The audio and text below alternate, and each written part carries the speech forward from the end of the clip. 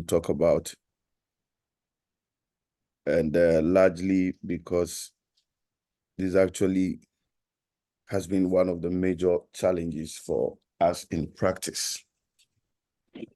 I want to ask us, how many of us sweep our own laboratories and then clean the labs ourselves? How many of us clean the glasswares that we use and then the other consumables that we use ourselves? How many of us take time to disinfect the benches that we work on ourselves? One of the things I'm going to do this morning is to touch on some sensitive areas when it comes to infection prevention and control, the science behind it, and then advocate for why we the technocrats, we the people who have had the education, we the people who know about these things, should be the ones doing these things or supervising that it is done properly if we don't have the time, luxury as it may be, to do them. Remember, you are the one who go and work in a work environment like that. And in that work environment, if the place is not clean, if the place is not properly disinfected, if the place is not properly controlled in terms of the microbes, the cleaner or the orderly may come and then walk away. But you, who is working in the lab, would be the one suffering from whatever. Now, I'll begin by talking about microbial growth and control. There are two major types of controlling microorganisms. So we're looking at physical antimicrobial methods and then chemical antimicrobial methods. Now, one of the things that you need to pay attention to is the fact that in selecting your microbial growth or microbial control method, let me put it that way, there are three things that you should consider. The first one is that it should not be expensive. It should be fast acting. And then the agent that you will use should be stable during storage. Now, these three things are very, very important because of where we find ourselves with issues of resource constraint, amongst many other things. So the less expensive the antimicrobial agent, the better. But you want one that would act very fast, one that will not take the whole day or half of the day to become effective. One other thing as managers you should consider would be how stable the product would be when you store it. If you buy an antimicrobial agent whose sensitivity would wane over time, then it may not be a good antimicrobial agent to have in the lab.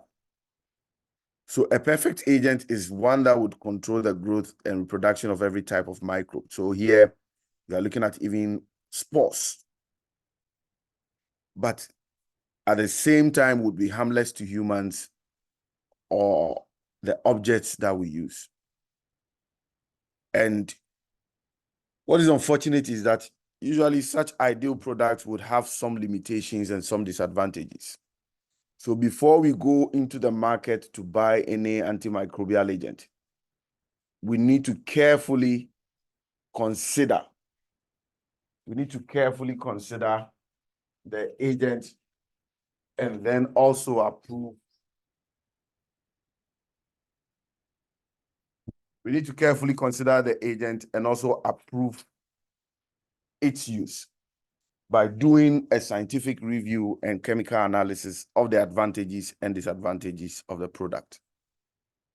So some operational definitions that we've been using, which we are familiar with, is the issue of antisepsis and asepsis. what disinfection is, what sterilization is, amongst many other things. I'm sure we're familiar with all these terminologies. But again, the difference between disinfecting and sterilization is that in sterilization, you're targeting all cells, including viable spores.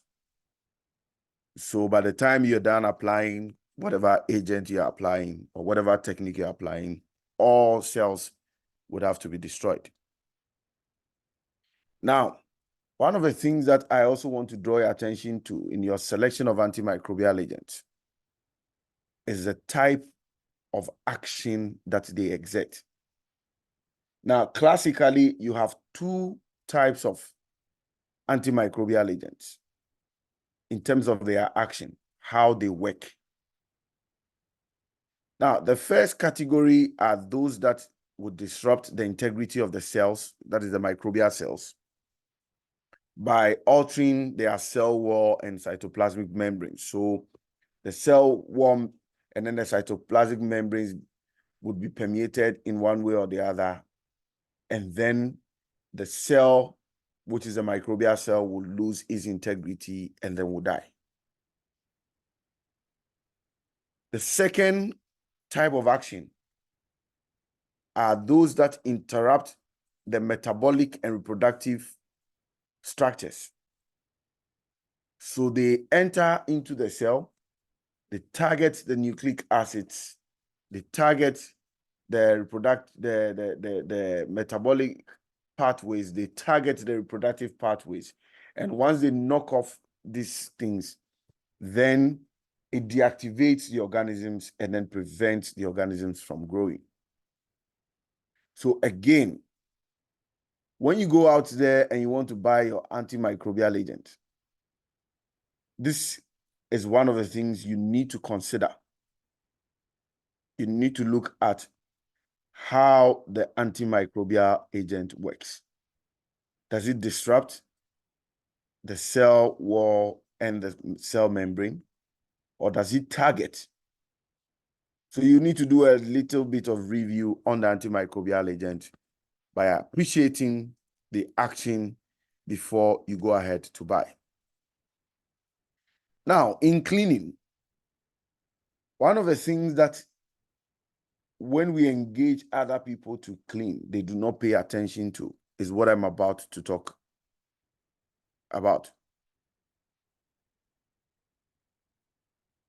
Now, how do you clean a space? How do you clean an environment? First of all, you need to have an idea about the population size, the potential population of microbes, the sort of microbes that you are dealing with. How big is the space? What concentration of the antimicrobial agent do I need, depending on the composition of the microbes in the space? So let's say I have a bench top. I want to disinfect the bench top. The scientific thing to do is to consider the size, look at the composition of the potential microbes that are there.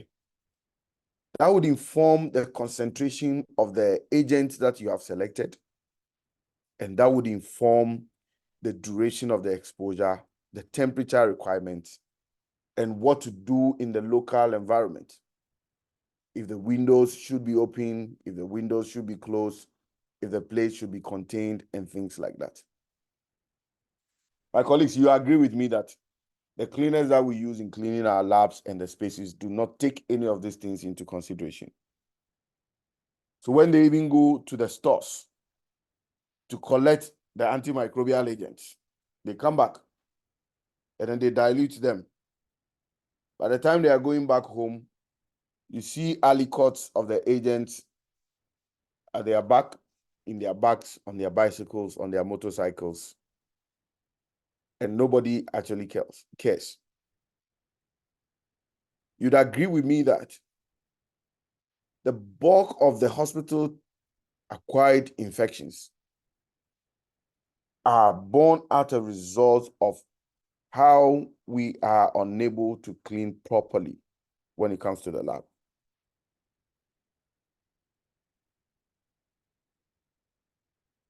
The population size is very important because that will determine the concentration. The composition. So I have an idea that there may be some fungi, there may be some viruses, there may be some bacteria, probably some parasitic cysts or spores. So based on that, I prepare a very good concentration of the antimicrobial agents that would deal with all these microorganisms. Now, to be able to kill the viruses and then the fungal cells, I'll need to extend the duration of the application of the antimicrobial agent, maybe by 5 minutes. If it were only bacteria, 10 or 15 minutes should be okay. These are things we need to take into consideration, but we don't. And you realize that scientifically, this is how cleaning is supposed to be done. And these are the conditions that would make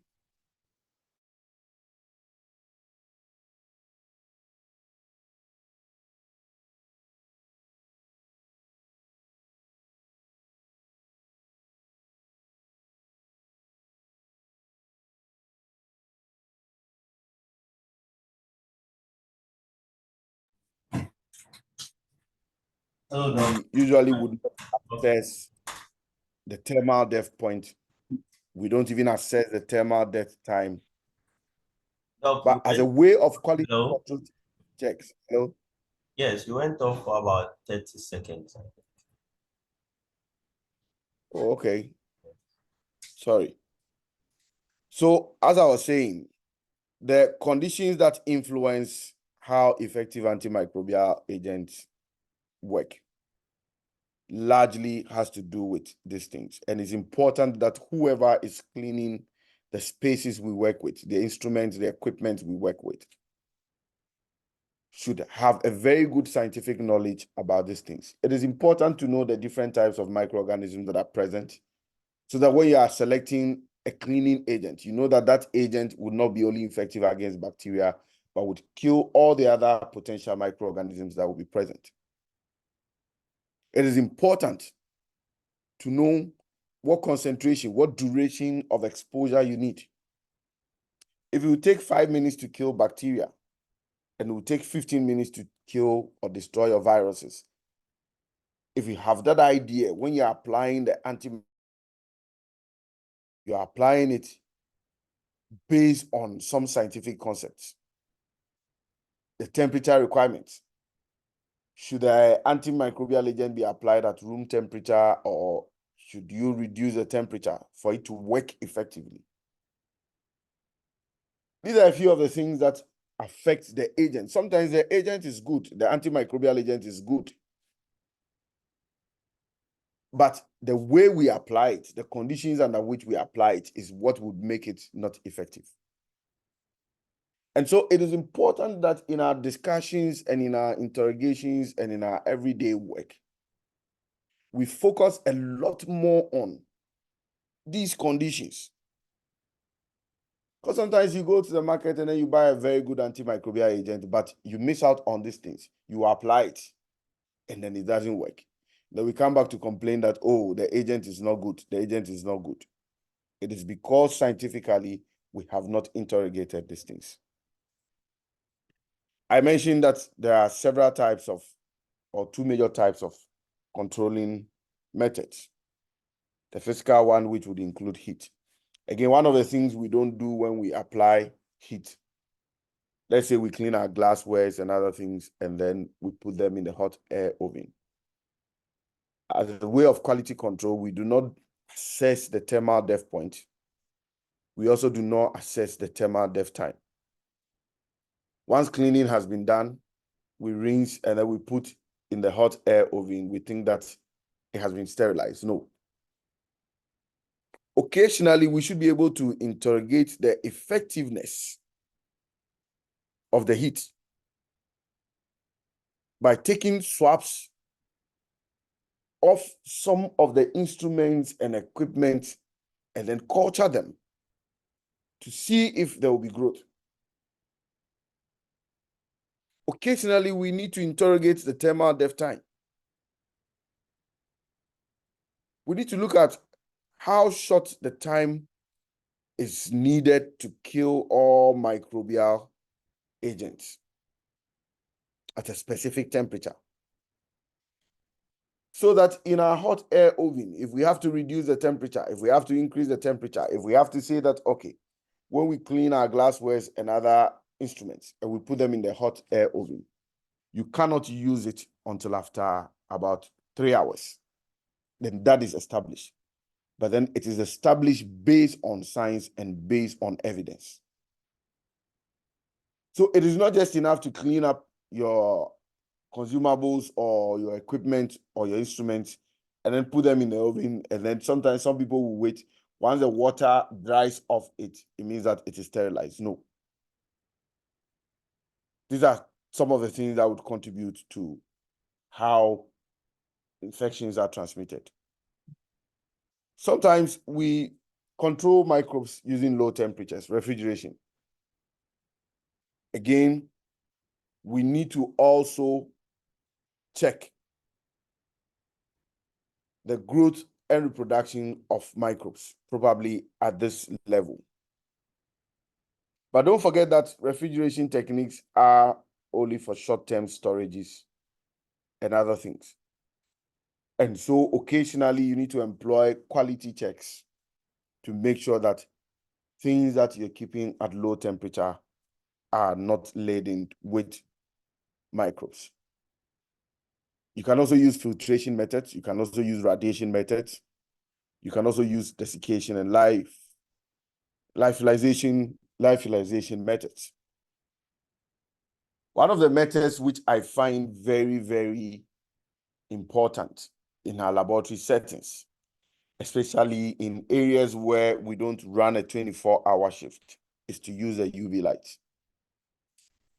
I've always advocated for installation of UV lights in our labs such that overnight, when nobody is using the laboratory, when the last person is leaving, they turn on the UV.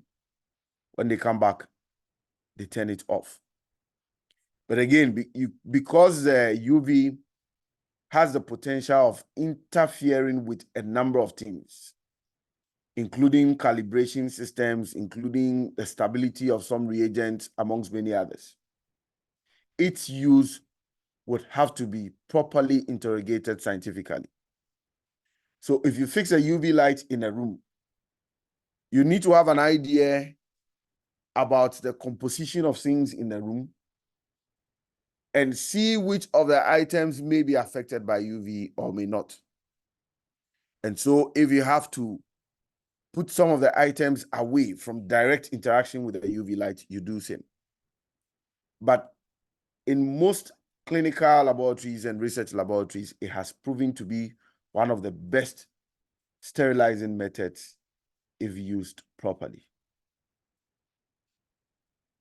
Now, for the chemical agents, which is what we use most, which is what we use a lot of the times, there are certain factors that, as I mentioned earlier on, can influence their effectiveness. So the kinds of organisms potentially present, the concentration of the agent, the nature of the disinfectant to be used, the length of treatment, and things should be considered. One way by which you can also ensure the effectiveness of the chemical agent is that if the surfaces are dirty, they must be cleaned before you apply the chemical agent. If you have cotton swabs, paper, and other things on the floor and things like that, you need to pick all those ones. You need to clear up all those ones before you apply the agent. Ideally, your agent must be effective against a wide variety of microorganisms, whether gram-positive, gram-negative, bacteria, endospores, fungi, viruses, and things like that.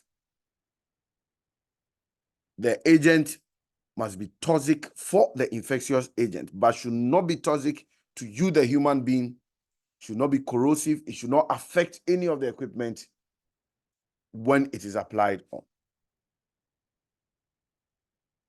I mentioned storage. One of the things that we also need to consider is about the odor. If you have an antimicrobial agent with a pleasant odor, which is stable, and you use that and can penetrate the organism better, it works fine in most settings. I talk about how inexpensive the antimicrobial agent should be. One of the things I want to delve into is the overuse of antimicrobial agents. Now we have a lot of issues with antimicrobial resistance, and in most of the cases, we peg it down to indiscriminate use of antibiotics in most cases. So the moment you talk about antimicrobial resistance, you talk about AMRs, then before people would say, oh, yeah, it's the indiscriminate use of antibiotics by people and things like that. But colleagues, you would also agree with me that if we don't use the science in cleaning our environment, our equipment, we may overuse or underuse the antimicrobial agents. And this will lead to resistance. The reason why I advocated earlier that we should take our time to review the antimicrobial agents we use in cleaning is, for example, if you take triclosan, it is one of the things that have been found to be incorporated into some antimicrobial agents by some manufacturers and some producers. There's a lot of scientific evidence that is pointing to the fact that it is causing resistance, especially in some bacteria. And so you realize that people who overindulge in the use of triclosan-based antimicrobial agents would have resistance, more importantly, to Pseudomonas, for instance. So we need to employ the science in the use of the antimicrobial agent. This science should interrogate and should begin from using the right concentration, the right duration, amongst many other things. It is the only way we can ensure that the antimicrobial agent we're using would be effective. Now, even on ourselves as humans, there are some people, at the slightest chance, they rub their hands in alcohol or rubbing alcohol, 70% alcohol. There are others who, especially the females, if they don't perceive the smell of Dettol in the water, they would not use the water in bathing. But don't forget that our bodies are designed such that at every location, for instance, we have what we call the normal flora of microorganisms. This normal flora biologically and immunologically serves a lot of purpose. They prevent other microorganisms from proliferating or expanding in numbers. They prevent some other microorganisms from becoming virulent and pathogenic. And so if you consistently apply antimicrobial agents without checking the concentration, without checking the duration and things like that, you bath with a Dettol all the time, you use an antimicrobial soap all the time, then you're likely to deplete this normal flora of microorganisms that are supposed to help you, that are supposed to keep your body intact from pathogenic microorganisms. And so let us also be watchful. We're talking about overuse. We are not saying that it is not good. There's a difference between using this occasionally, and there's a difference between using it consistently and unmeasured concerning or considering the concentration and other things. This is very, very important. Now, what are some of the tips that can be used in cleaning, decontamination, amongst many others? You know, we stand at a very high risk of contracting a lot of diseases, particularly hospital-acquired infections. And very common is HIV, hepatitis B, hepatitis C, amongst many others.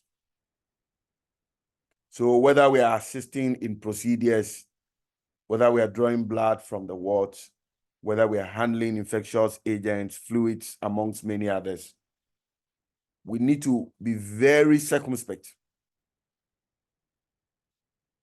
Whether we're performing housekeeping duties, we are cleaning up the laboratory space, we are rearranging the space, whether we are involved in waste management practices, disposal of infectious waste and things like that, we need to be careful. So two major things that needs to be done are decontamination and cleaning. And they are very effective in preventing infections. These measures usually would help you to break the infection transmission cycle so that those infectious agents that may be embedded on disposables, consumables, equipment, and other things are decontaminated, they are cleaned so that they are not transferred to you, the practitioner, they are not transferred to the patient as well. So in our labs, we do a lot of decontamination. And what is interesting about this is that it is a very inexpensive way of ensuring that we ourselves are safe and our patients are also safe. So the level of contamination of microbes would reduce considerably. And if you take not just surgical instruments, but laboratory instruments amongst many other things, you'd realize that before you clean, you need to decontaminate these items by placing them in 0.5% chlorine solution for at least 10 minutes. What we usually would refer to as a bleach. What I've seen a lot of people do in most of the labs, the slides that we use for malaria parasitemia, for urine ARI, for stool ARI, we just put some detergent in some container, and then we put the slides in it, wait for it for some time, and then somebody comes to take them to clean them, and then that is it. We do not decontaminate these materials. But the ideal thing to do for all those glasswares, for all those slides and things, you need to put them in 0.5% chlorine solution for a minimum of 10 minutes before you transfer them into the detergent. And you clean, you rinse nicely before. Because you see, the detergent may not have that chemical property to kill microbes if they are present on these things.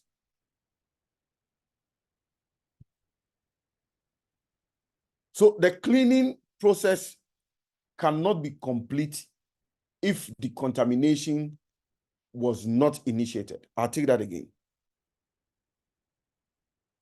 To effectively clean your materials at the lab, you first of all need to decontaminate it at all costs.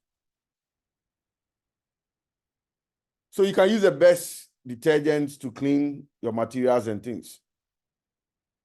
But if you have not decontaminated them prior to that, then we cannot say that that cleaning process is properly done. I know we don't have a problem preparing chlorine solutions or what we commonly refer to as bleach. But it is important that colleagues know And every single person in the lab is taught how to prepare this. I mean, these are basics. So anybody at all, the moment you step into the lab, once you are from the time you're a student, you should know how to prepare your chlorine 0.5% chlorine solution. If you don't have that, and in actual fact, it is actually the cheapest that you can use. If you don't have that, there are other agents like the 70% ether or isopropyl alcohol, or your 0.5 to 3% phenolic compounds. Any of this can be used as a decontamination product before cleaning.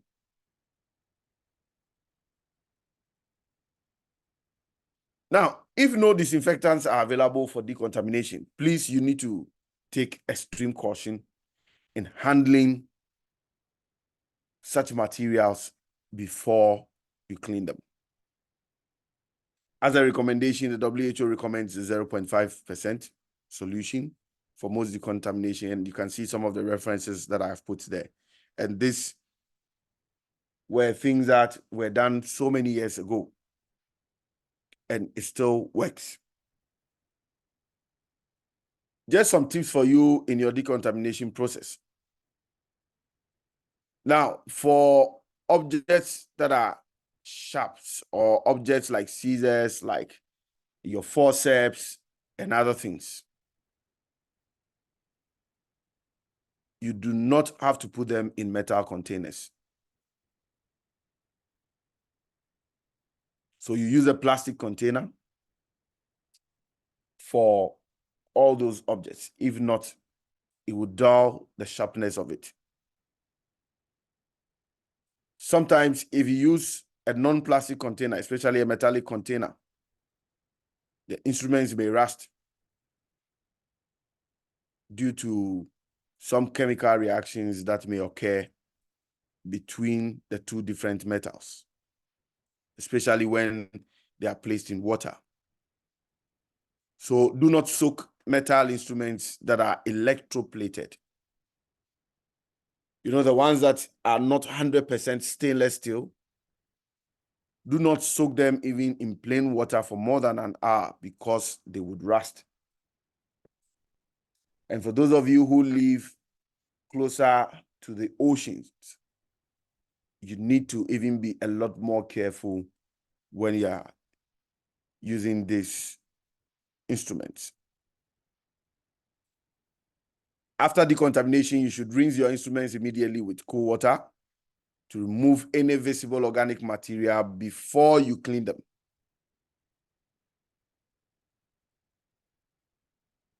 Your hypodermic needles, syringes, and other things should be disposed of decontaminated.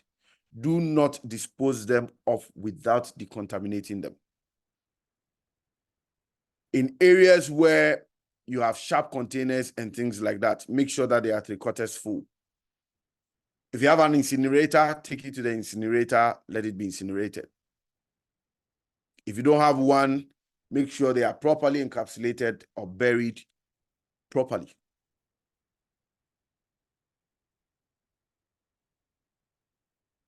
I've gone to the lab and I've seen people use the needle as toothpick, and I found it a bit strange. Now, large surfaces such as bench tops, other things that may have come into contact with blood or body fluids should also be decontaminated before they are cleaned. This is very, very important. So your chlorine solution, you'd apply it and wait for at least 10 minutes. And then when you are done, you clean. So wiping the surface before reuse or when visibly contaminated is an easy, inexpensive way to decontaminate these large surfaces.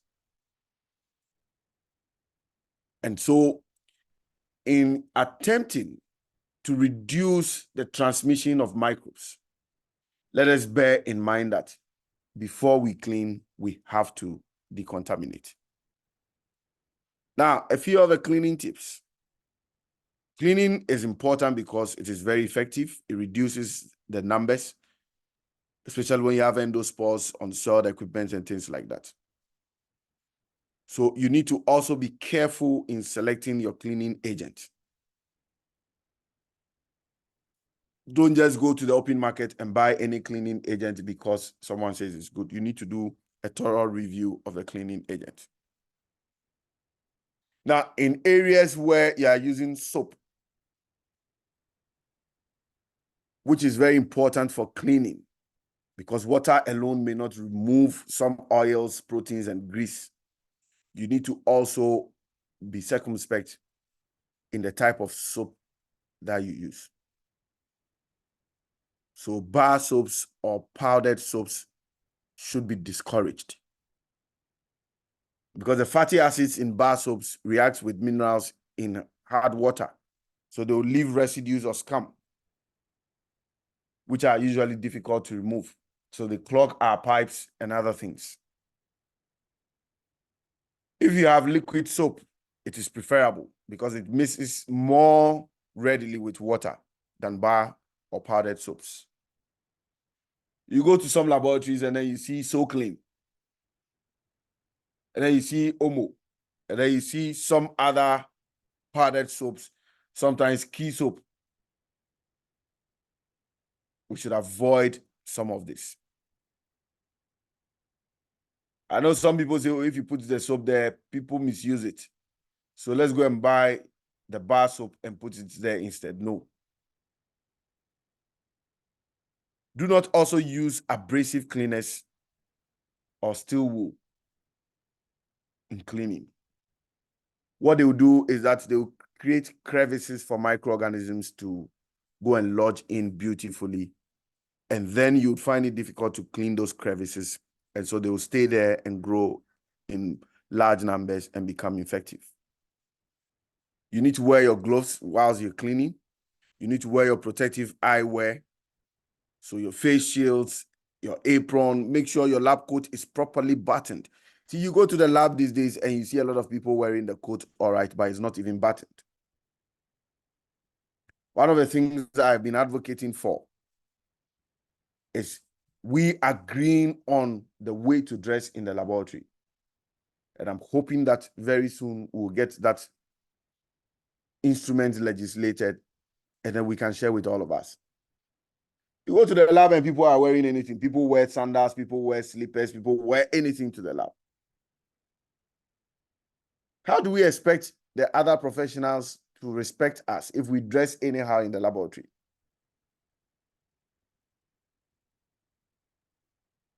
You go to the lab and someone is wearing shorts, knicker. And then you see the lady and she's wearing some open-toe footwear. And then you see the ladies and then their hairs are dangling all over. They have very long nails, they have earrings and things all over. No. These are things that we do. That's the other colleagues we have in the space. Look at us and then they ask, are these people serious? Yes, to a large extent, we are not.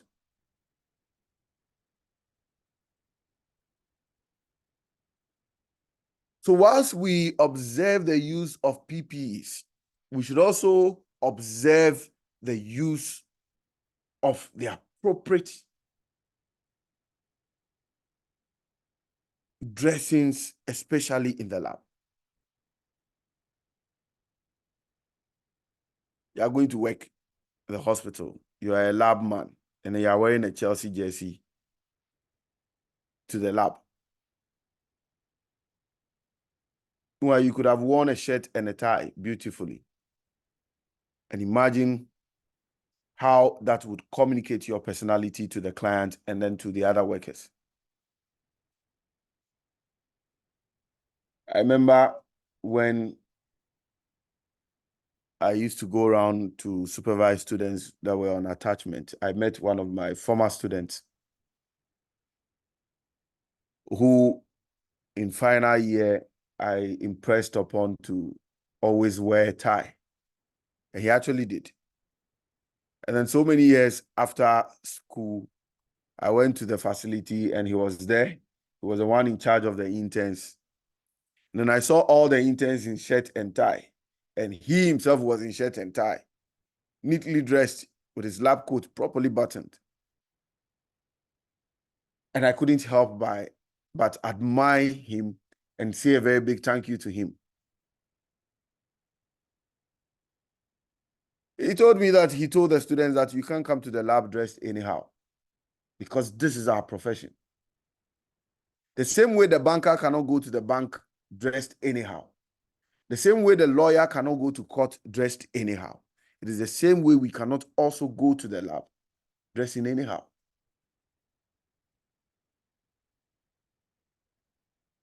The hair that is dangling can pick some microbes, transmit it. So you take the infection home, you take it to the trotro, and then spread it all over the place.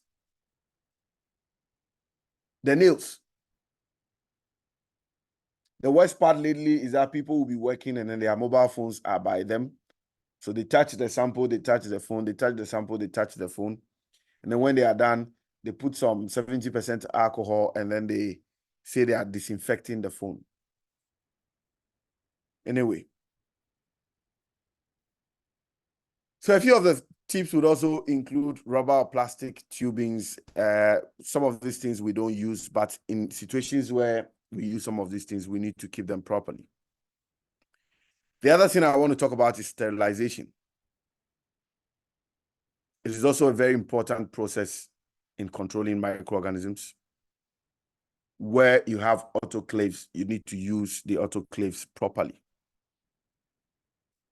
One of the things you need to consider when you are using sterilization methods is that you need to look into the time, the contact, the temperature, and if you are using steam or high pressure sterilization, you need to consider the type of microorganism present, the number that is likely to be present, the amount and type of organic materials that would cover or mask the surface of the microorganisms. If there are cracks or crevices in the instruments, you need to consider all of this in adjusting the requirements for the operations of your autoclave. So as I mentioned, you could use heat, high pressure, you could use steam and things like that.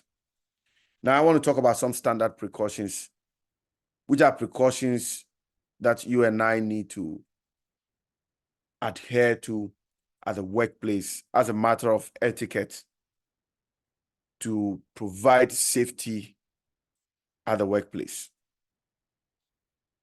One of the things that you and I need to do to break infection is to make sure that we employ very good hand hygiene. We need proper respiratory hygiene. I've talked about cleaning and disinfections. Disposal of waste is also another thing that we need to pay attention to. We need to pay attention to how safe we handle needles and other sharp devices. And then more importantly, our use of personal protective equipment.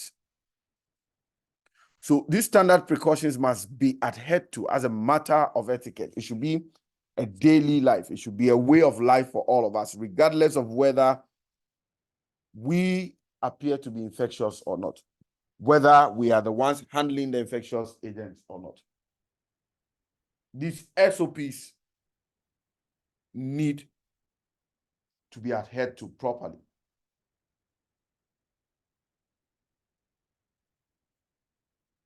Hand hygiene. It refers to washing with antibacterial soap, antifungal soaps, whatever detergents that you use, or the use of alcohol gel to decontaminate the hands. It's very, very important. I'm sure when COVID came, we had a lot of discussions on hand hygiene, how to wash our hands and things like that.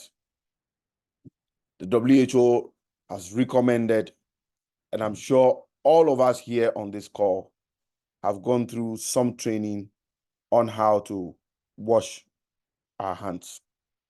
As you can see on the right side of your screen, you clearly would appreciate the process of washing your hands and how you should go about it. Now, if you are coughing or sneezing, there are ways by which you should handle yourself when it comes to that. So as you see beneath the writings on your screen, some people, when they want to sneeze, they use their hands. Some people do not care at all. They sneeze into the open. It is not right. You need to cover your mouth and your nose with tissue.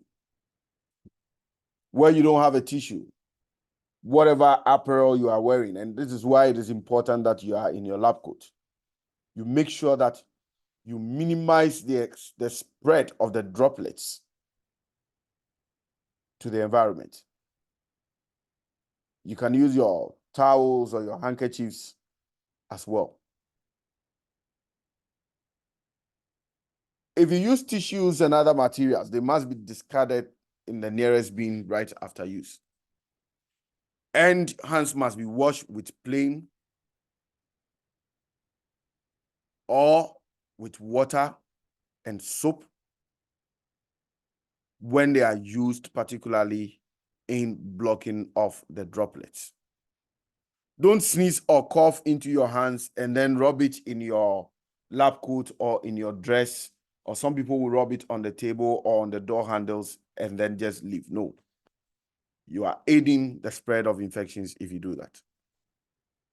There should be no spitting in the laboratory or in the hospital setting, because it's one of the things, sputum can easily spread a lot of microbes. It is also a health hazard, particularly when people in the vicinity are not protected. This may include spitting into rubbish bins, kitchen sinks, wash hand basins, or on the ground. It should be avoided completely.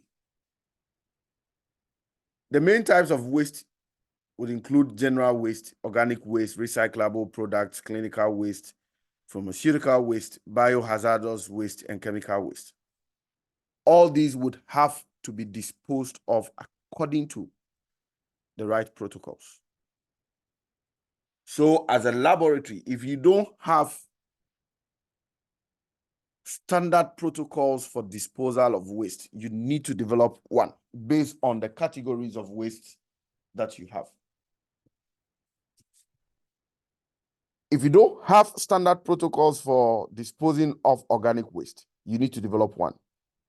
And the WHO guidelines are there for you to look at. One of the things most facilities are doing now is to engage in waste separation and disposal. So they call that waste management practices. You are managing the waste. So you don't put all the waste together. You don't put the general waste, the organic waste, the recyclable waste, and the clinical or pharmaceutical or biohazardous waste together. No. So there are specified containers for the different types of waste. People are educated appropriately on that. And then they put this waste in those containers. And then the right procedures are employed in their disposal. Litter can be very dirty, and many of them would carry germs. Sometimes insects and other animals would be attracted to areas where there's a lot of litter. One of the things I have always advocated for against littering in the lab is to make sure that anybody who drops a litter, the person cleans the lab for 48 hours. Now, in situations where the lab is littered with visible materials, papers, and things like that, it is not advisable to sweep the lab. Most of our laboratories are not properly designed. And so we have windows, we have fans. How do we clean the labs? We sweep. When we sweep, we distort the soil particles and all the other things that we have carried from our homes, from the public toilets, from the markets and other things to the lab. So once we distort these soil particles, all those lightweight microorganisms will get carried and then we inhale them. The fans would help us circulate it properly. And it's no wonder most laboratorians would suffer a lot of pulmonary infections later on in life. Because again, we also would operate without using the mask. My advocacy has always been that before you clean the lab, especially the floor, turn off the fan. Pick all visible litter, whether cotton buds, paper, and things like that. Pick them, don't sweep them. And then use a wet mop to clean the lab instead of sweeping. In that case, you would minimize the extent to which microbes and other particles would be carried out by the Brownian motion and settle on the equipment and the instrument, and so would enhance contamination. If you go to most of the labs you have now, you see the microscopes. There are so many artifacts under the lenses.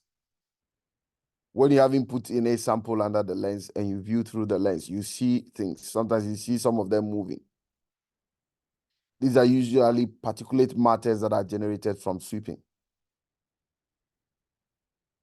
So the unskilled person, the cleaner, who does not have this notion, who does not have this idea, who does not understand these things, would come with a broom and sweep, pull, pull, pull, pull, pull, and then spread all the particles. Some will settle on the analyzers, some will settle on the microscope, some will settle on the workbenches, and then we don't even take our time to decontaminate and clean these areas. So be careful not to litter the place. General waste such as food scraps, tissues, and other forms of rubbish can spread infection. You should be very careful. The laboratory should have a designated area for eating. I remember I was working in one of the teaching hospitals, the polyclinic, and my boss at the time would bring his food, and he doesn't mind wherever in the lab. Sometimes at the parasitology area, he doesn't mind, that is where he will be eating. That is very, very inappropriate. You know how food debris generates insects and attracts insects. These insects, including the flies, may perch on something, move, settle on another, and settle on another, and that is how they spread infections. So you should never allow anybody to eat in the lab. Biohazardous waste, which I also refer to as biomedical waste or infectious waste, should be properly handled. The ideal thing is that it should be autoclaved, decontaminated, autoclaved before it is disposed. I know most facilities attempt to do this, but sometimes they overlook a lot of these things. If you're a lab manager, if you're the one in charge, you need to make sure that biohazardous wastes are decontaminated, they are autoclaved before you drop them in the environment. I've talked about sharps and needles already. Personal protective equipment also would help to minimize exposure. A lot of the injuries and the illnesses that are acquired at the hospital are because of the lack of PPE usage. I've seen people work without gloves, and the glove is expensive and is expensive. Or they wear one glove in the morning, the next time they change it is in the afternoon. So we're not even thinking about the patient. We're not thinking that there's a likelihood that we're transferring some bacteria, some microorganism from one patient to the other. No. We need to reorient ourselves when it comes to personal protective equipment. Surprisingly, when COVID came, all of us were sharp, and I wish that the COVID had stayed a bit longer to influence our behavior patterns for change.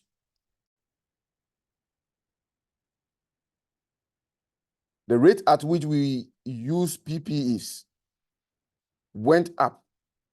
Post-COVID, we have lost our guards and then people are no longer using the PPEs.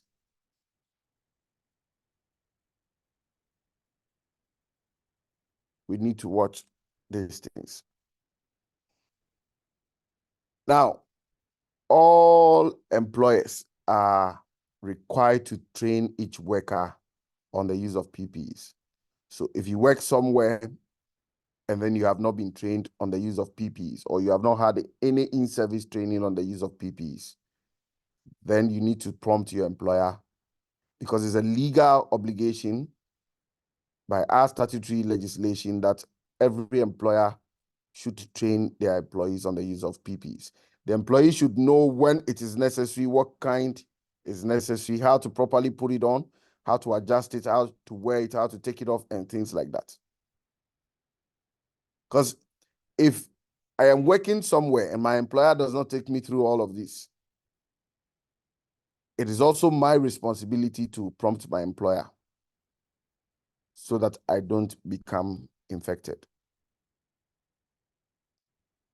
Before I move to what to do when you're at risk of infection, I don't know if you have any questions or comments. I want to pause here and take your questions or comments before we proceed.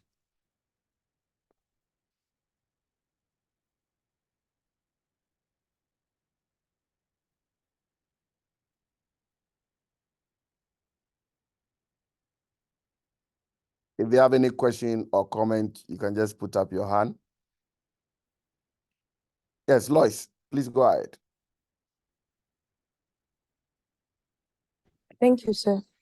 So there are instances where when people are working with, let's say, retro samples, then they pour the stock bleach, then they intend to use that one to wipe the work area surface because they believe that working with that will kill the viruses more than the diluted one. How true is this, sir? Thank you. It is not scientific. It is not true. I mean, a lot of evidence has shown that the 0.5% preparation works. It is effective. You see, so what has not been done by these people is that they are assuming that the higher the concentration, the more effective it would work. But these are things that would lead to the manipulation of the virus in terms of its resistance to the agents that we use. Unless, of course, there is a scientific evidence that suggests that the stock is effective, then in that case, as a matter of recommendation, we recommend to all the labs or all the areas that we deal with these retro agents that use the stock in cleaning your benches. There's no science behind that. It is just a perception that because the concentration is higher, it may be more effective. But again, one of the things that we alluded to earlier on is the fact that if you don't also check the concentration, it may lead to development of resistance. And in the case of HIV virus and the hepatitis virus and most of the viruses, if you don't apply the agents in the right concentrations, what it does rather is that it allows the microbes to develop strategies that would evade the active ingredients of the agents that they're using. And so with time, they may not be effective against them. Thank you. Any other question, please? Any other questions or comments? Or if you just want to share an experience with something that you've had, that is also welcome.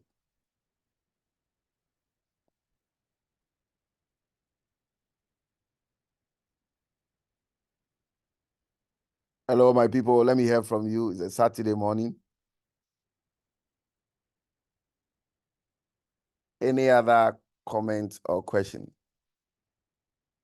or contribution?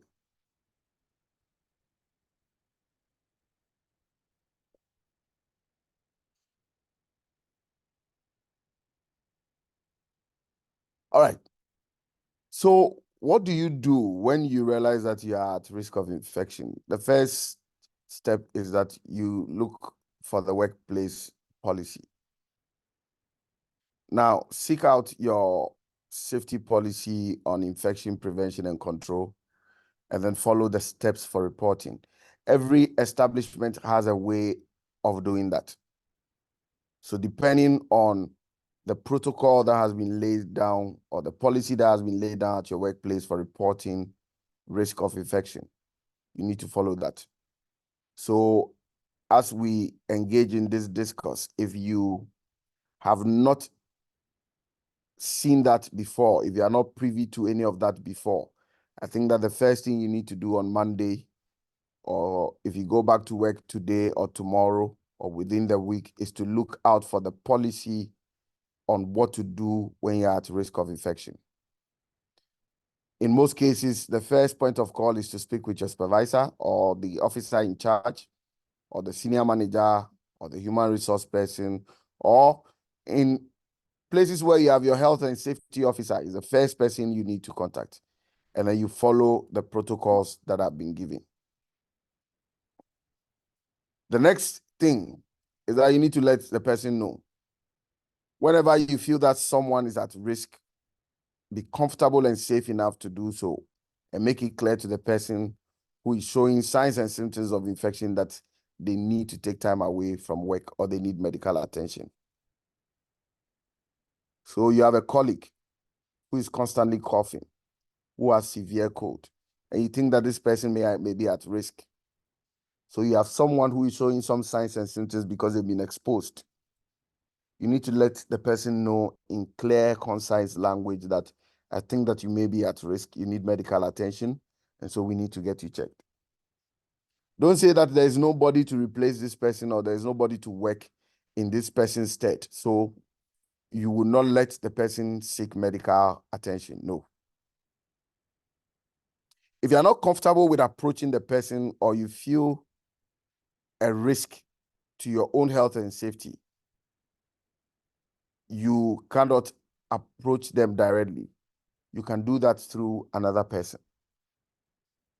So in situations where you realize that, oh, this person may be highly contagious, so I may not be able, or I also have an underlying condition, you can do that through another person.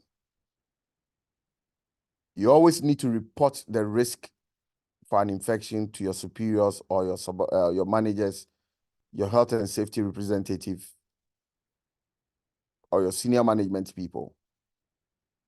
Now, this is important in protecting your colleagues and patients from becoming infected.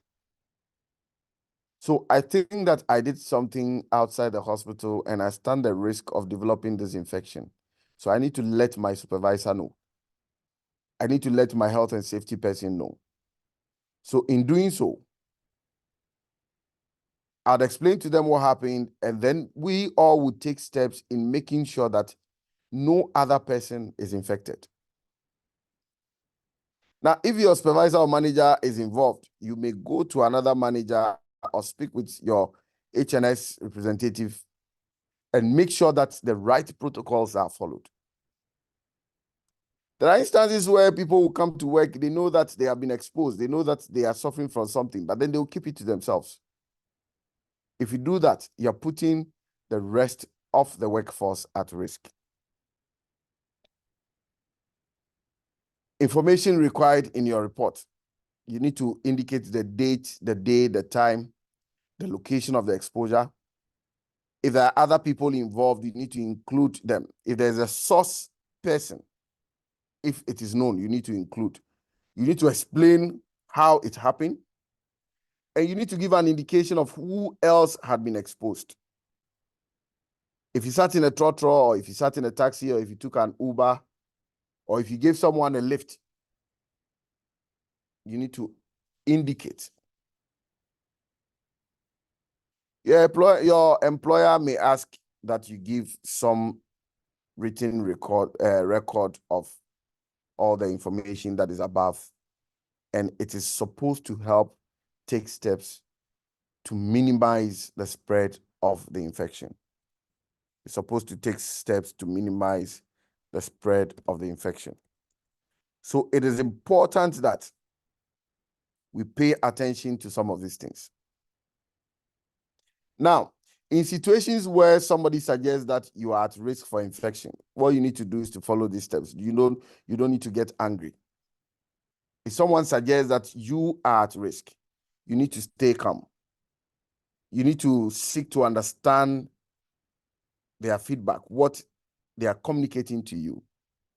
You need to acknowledge the situation and the impact it would have,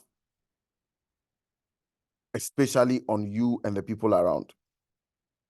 You need to respect the situation and ensure your behavior is open, honest, and professional. And then you need to get checked. This is one of the most difficult things to do for most of us. The moment there's a suggestion that we may be at risk, we get angry. Who told you? Who told you? Why are you doing this? Why are you doing that? No. Colleagues, you need to stay calm. Get the right information. Acknowledge the situation in which you find yourself. Don't be angry. You know, sometimes it is not your fault. So you've done everything right. Somebody has been exposed. He or she did not know they were exposed. And then they come into the environment in which you are, and then you also become exposed. So once they realize they have been exposed and they come to inform you, stay calm. Acknowledge the situation. Ensure your behavior is open and follow the protocol. To reduce the spread of infections, you need to wash your hands often. It's one of the hazards of the work that we have chosen. One of the hazards of the profession that we've chosen.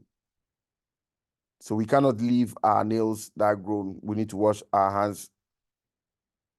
We need to get vaccinated. I know there are some people still in the lab that have not vaccinated against hepatitis B, for instance.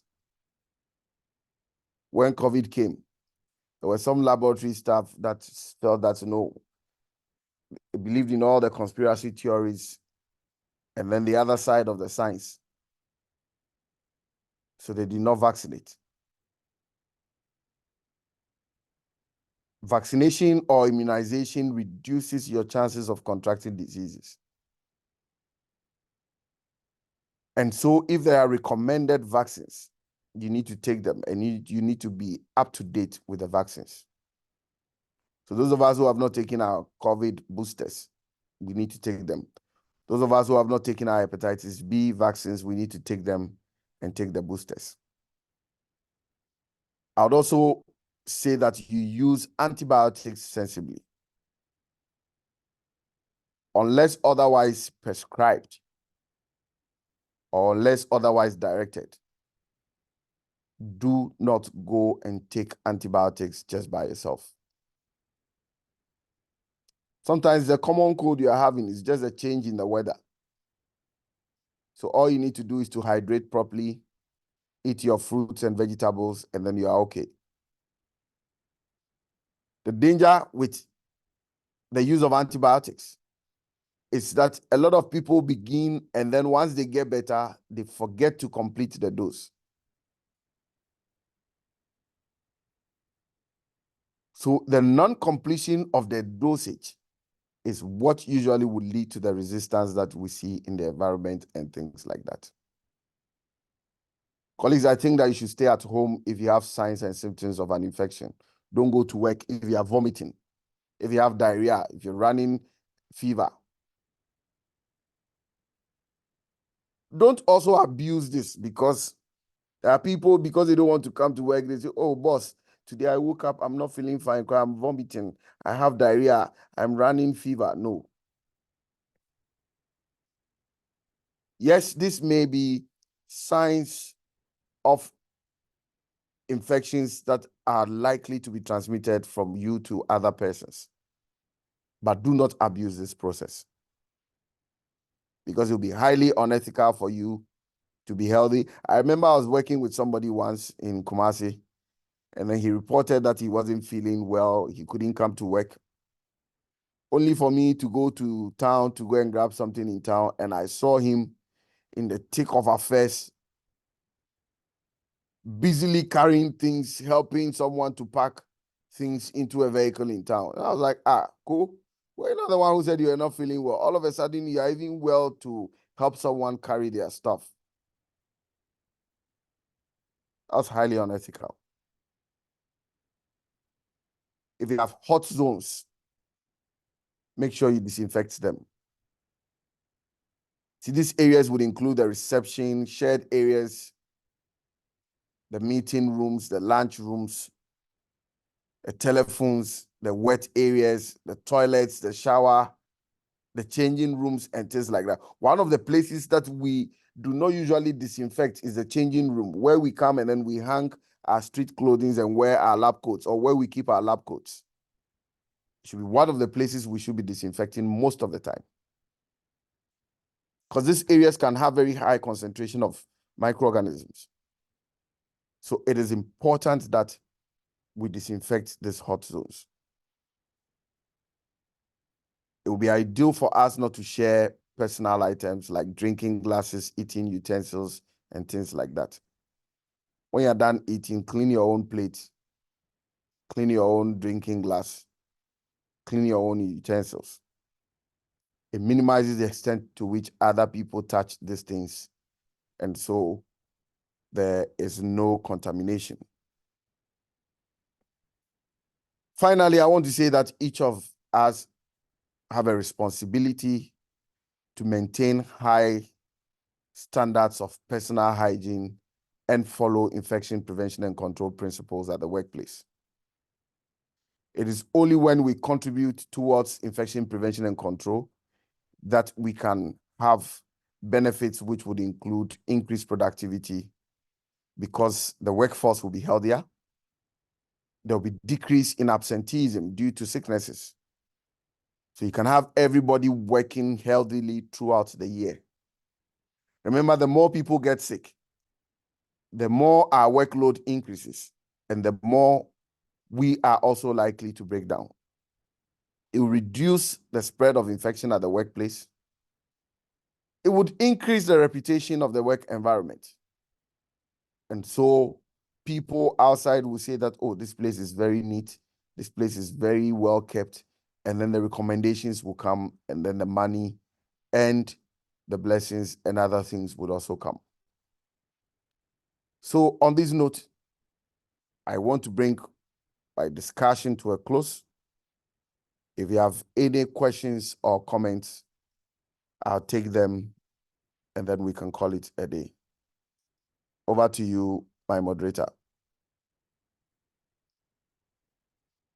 Bishamon, I see you are muted. Do you have any questions or comments? And again, the questions or comments could be on any of the 3 topics that I facilitated.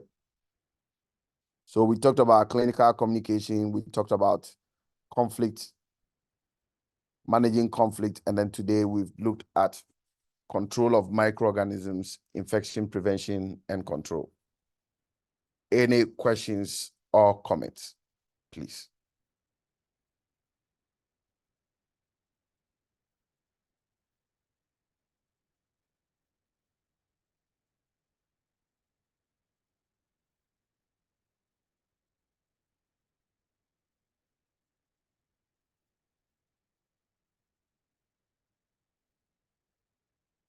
Any questions or comments? Please, can you hear me? Yes. Okay, great. So please take over. If there are questions or comments, let's have them. If not, the questions or comments could be on any of the things that we discussed. Okay, so as Doc said, if you have any question or comment, please unmute.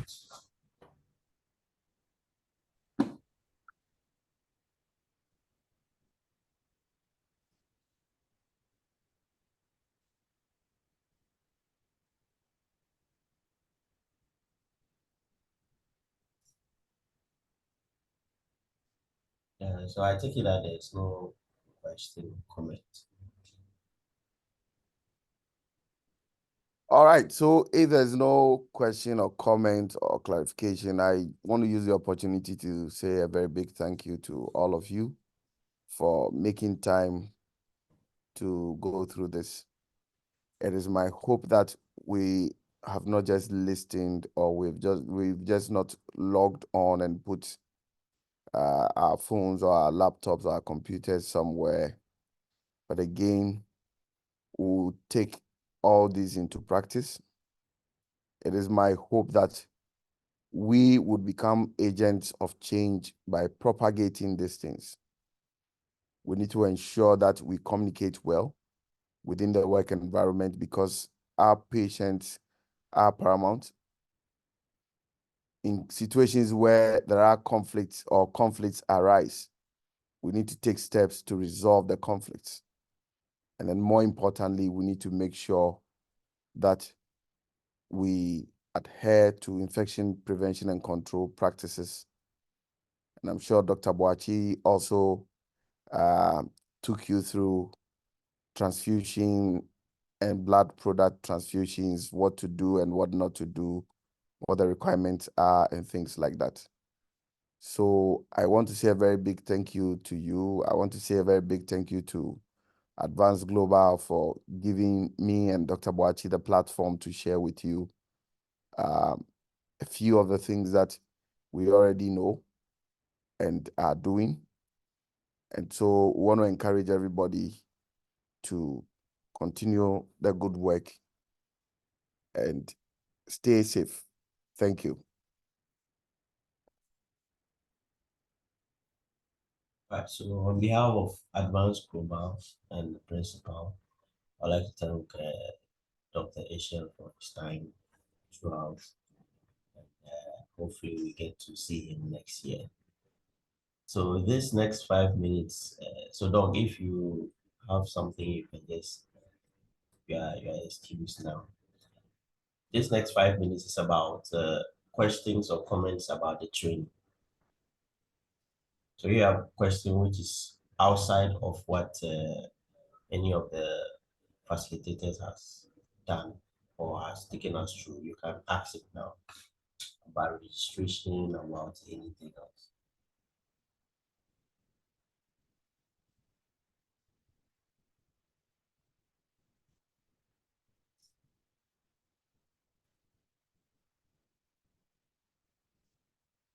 So I take it again. If you have any question about the registration process.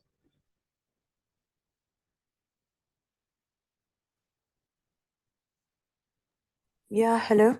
Yes. I just want to compliment the people who took us through the courses. I didn't start early, but I was trying to catch up.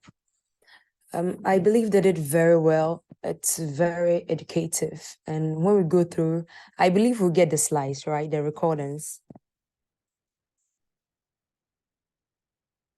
Hello? Yes, by my Hello? knowledge. Yeah, okay, that's fine. Because they were very educative and I really like the way they taught us. So on our leisure time or free time, we could go through it. Thank you. And also I want to know when we will get our CPD. That will be Okay, that's fine. Thank you.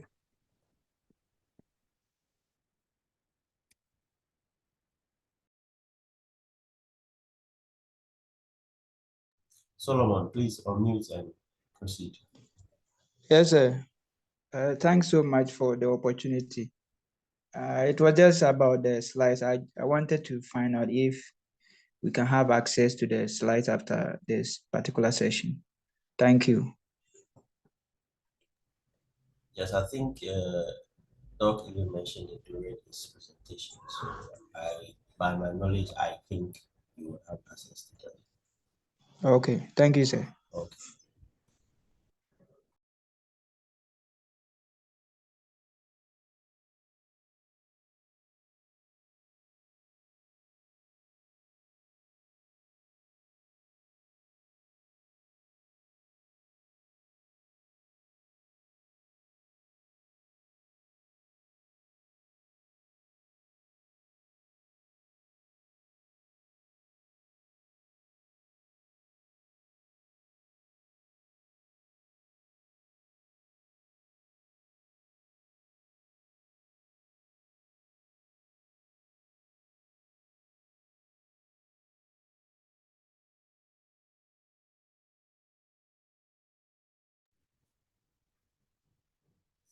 Okay, so I think that there's no question about the registration process. Unfortunately, principal could not join us today. He had an activity to attend to. So on behalf of Advanced Global College, I'd like to thank you all for participating. And whatever that precedes this will be communicated. And as the principal has said, even though this is the last lecture, what I'm about to say is not official, but might be communicated in the group. The registration is still open because we're providing the slides and the sessions, videos of the sessions. So the deadline will be communicated in the group today. So if you don't have any question within the next 1 minute, I will be ending the